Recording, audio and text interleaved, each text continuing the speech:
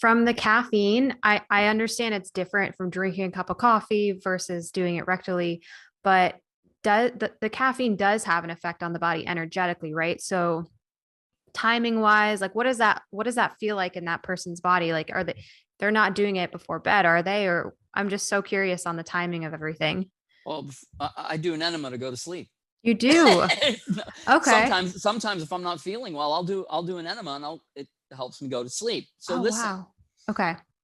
if I drink coffee, I'm a wreck. If I have Mm. one cup of coffee, I'm a jittery wreck. Mm-hmm. Why?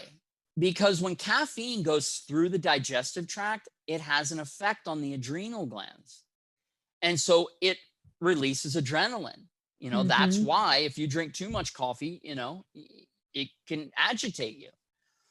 When you take it rectally, it bypasses the entire digestive tract and goes straight to the liver and gets neutralized in the liver.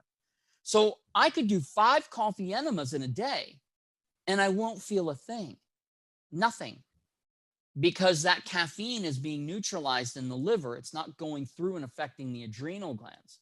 Whereas forget it, if I drank 5 cups of coffee in a day, I mean, you'd be calling the paramedics on me, really. So, Yeah.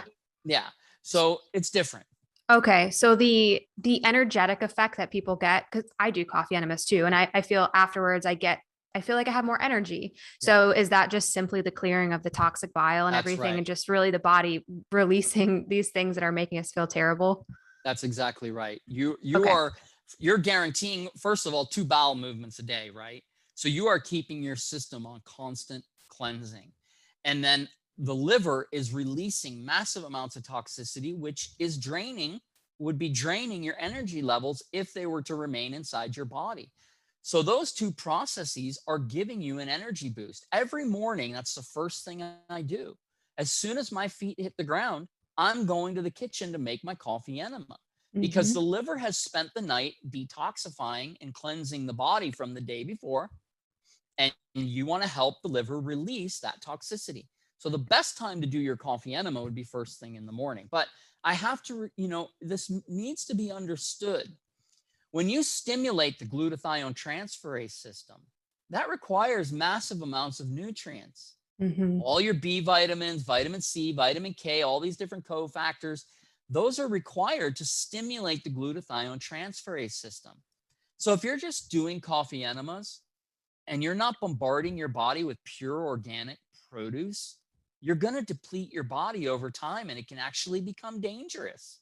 You don't Mm-hmm. want to do that. So the general rule on the Gerson therapy is 1 enema for every 3 juices. Hmm. That's the ratio so that you're replenishing those electrolytes and those nutrients as you're stimulating that cycle. Okay. Are there any contraindications for someone who has ulcerative colitis, irritable bowel disease, those things that maybe it could be, is it irritating to those populations? Well, it's actually not. In fact, Okay. that's why people who come in with Crohn's disease, who come in with ulcerative colitis or irritable bowel syndrome for that matter, um, they don't. And some of them are coming in bleeding. Mm-hmm. And so we give them the coffee enemas and it actually starts to soothe the tract because they're also getting the soothing nutrients of the Gerson therapy. So, if someone was bleeding profusely, I mean, maybe that would be a contraindication. But for the most part, you can treat people with the enemas regardless of their condition. Remember, it only goes up halfway up the sigmoid colon. So Mm-hmm. it's not going into the entire colon, right? It's Okay. only that first half of the rectum and the sigmoid colon that it actually reaches.